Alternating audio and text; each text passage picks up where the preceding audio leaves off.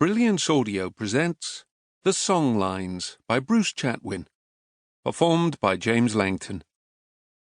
In Alice Springs, a grid of scorching streets where men in long white socks were forever getting in and out of land cruisers, I met a Russian who was mapping the sacred sites of the Aboriginals.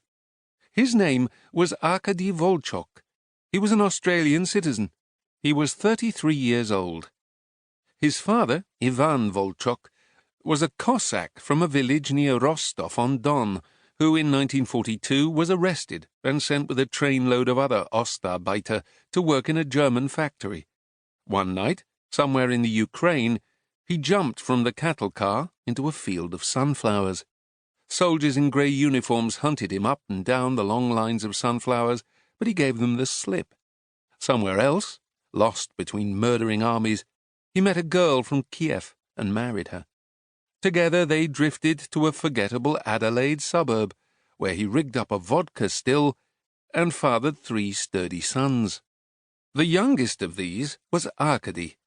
Nothing in Arkady's temperament predisposed him to live in the hugger-mugger of Anglo-Saxon suburbia or take a conventional job. He had a flattish face and a gentle smile, and he moved through the bright Australian spaces with the ease of his footloose forebears. His hair was thick and straight, the colour of straw. His lips had cracked in the heat. He did not have the drawn-in lips of so many white Australians in the outback, nor did he swallow his words. He rolled his R's in a very Russian way. Only when you came up close did you realise how big his bones were.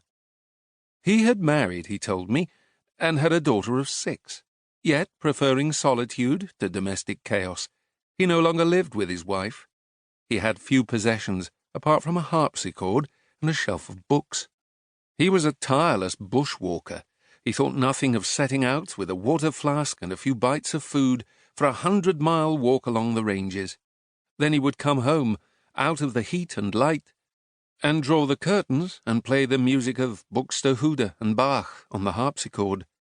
Their orderly progressions, he said, conformed to the contours of the Central Australian landscape. Neither of Arkady's parents had ever read a book in English. He delighted them by winning a first-class honours degree in history and philosophy at Adelaide University.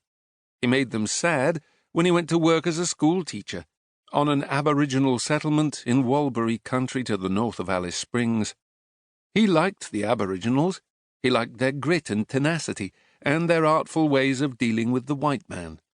He had learnt, or half-learnt, a couple of their languages, and had come away astonished by their intellectual vigour, their feats of memory, and their capacity and will to survive.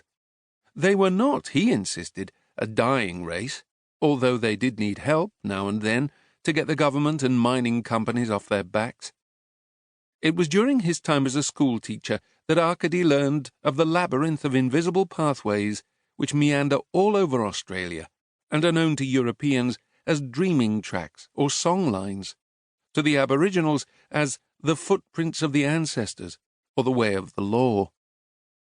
Aboriginal creation myths tell of the legendary totemic beings who had wandered over the continent in the dream time, singing out the name of everything that crossed their path, birds, animals, plants, rocks, waterholes, and so singing the world into existence.